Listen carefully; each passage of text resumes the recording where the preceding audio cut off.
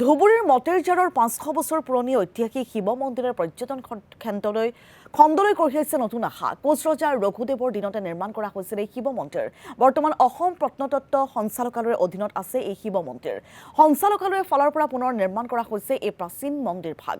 মন্দিৰৰ সমীপতে আছে এটা ৰজাদিনীয়া পুখুৰীও। এই ঐতিহাসিক মন্দিৰটো পৰ্যটকৰ বাবে আৰু অধিক আকৰ্ষণীয় কৰি তোলাৰ বাবে আহ্বান জনাইছে স্থানীয় ৰাইজে।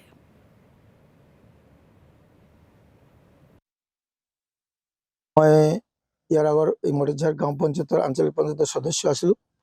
মই এই মঠ মন্দিৰৰ সাধাৰণ সম্পাদক ৫ বছৰ কাৰ্যকাল আছিলোঁ। তেতিয়াৰ দিনত মই মতেৰঝাৰ মঠ মন্দিৰৰ এখন ঐতিহাসিক কিতাপ লিখি ওলাইছোঁ। আমাৰ এই ঐতিহাসিক কিতাপখন মঠ মন্দিৰ সম্পৰ্কে আমাৰ ইয়াৰ স্থানীয় সাহিত্য সভাৰ সদস্য শমশেৰ আলী চৰকাৰ ডাঙৰীয়াদেৱে এখন কিতাপ লিখিছিল।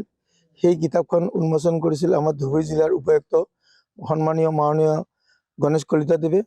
তেতিয়া সেই কিতাপখন উন্মোচন কৰাত তেখেতে লিখিছিল যে আমাৰ এই ঐতিহাসিক মঠ মন্দিৰটো ৫০০ বছৰ পুৰণি হয়। সেই ৫০০ বছৰ পুৰণি মঠ মন্দিৰটো আমাৰ নৰায়ণ জিলাৰ ৰঘুদেৱে স্থাপন কৰা। সেই ৰঘুদেৱে যে ইয়াত স্থাপন কৰিছিল, তেতিয়াৰ দিনত এই অঞ্চলত কোচবিহাৰ ৰজাৰ পৰা ইয়াৰ ফালে আহোঁতে আমাৰ এই ওচৰতে আমাৰ এটা ১৮ কটা পুখুৰী আছে। সেই ১৮ কটা পুখুৰীত তেখেতে চিকাৰ কৰিবলৈ আহিছিল। অহাতে দেখিল যে এই অঞ্চলত এটা ভেকুলীয়ে সাপক খাই আছে।